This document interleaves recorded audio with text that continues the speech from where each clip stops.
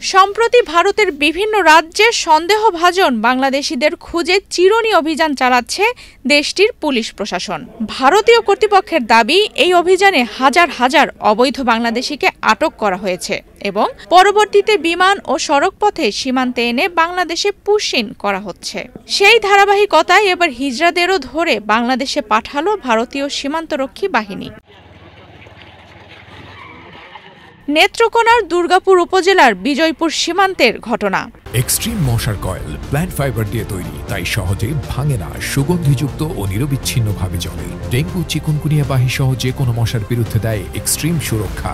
10 জুলাই বৃহস্পতিবার সকালে বিজয়পুর সীমান্ত দিয়ে ১৯ জন হিজড়া ও 2 জন পুরুষ সহ মোট 21 জনকে পুশ-ইন করেছে বিএসএফ। বিজয়পুর বিওপির বিজিবি সদস্যরা সীমান্তের বিভিন্ন এলাকা থেকে তাদের আটক করে। বিজিবি সূত্রে জানা গেছে, বৃহস্পতিবার ভোরে ভারতের মেঘালয়ের বাগমারা সীমান্ত দিয়ে পুশ-ইন শুরু করে বিএসএফ। খবর পেয়ে সীমান্তের বিভিন্ন পয়েন্ট থেকে বিজিবি সদস্যরা 21 জনকে আটক করেন। এর আগে গত 9 জুলাই ভারতের রাজধানী দিল্লির বিভিন্ন এলাকা থেকে অবৈধভাবে ভারতে প্রবেশকারী সন্দেহে একদল মানুষকে আটক করা হয়। পরদিন 10 জুলাই তাদের দিল্লির নাসিরাবাদ বিমানবন্দর থেকে বিমানে করে পাঠানো হয় আসামের রাজধানী গুয়াহাটিতে।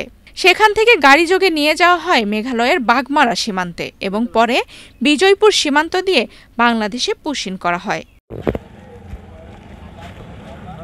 নেত্রকোনা 31 বিজিবি ব্যাটালিয়নের অধিনায়ক এএসএম কামরুজ্জামান জানিয়েছেন, আটককৃতদের দুর্গাপুর থানায় হস্তান্তরের প্রক্রিয়া চলছে।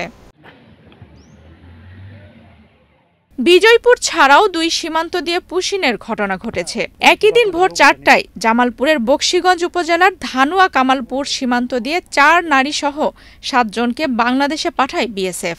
সকাল 7টায় স্থানীয়রা তাদের আটক করে বকশীগঞ্জ থানায় সোপর্দ করেন।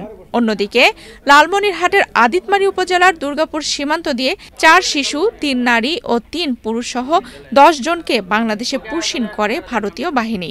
বিজিবি জানিয়েছে, এটি এই সীমান্ত দিয়ে 6ঠবারের মতো পুশ-ইনের ঘটনা এবং এ বিষয়ে কড়া প্রতিবাদ জানানো হয়েছে।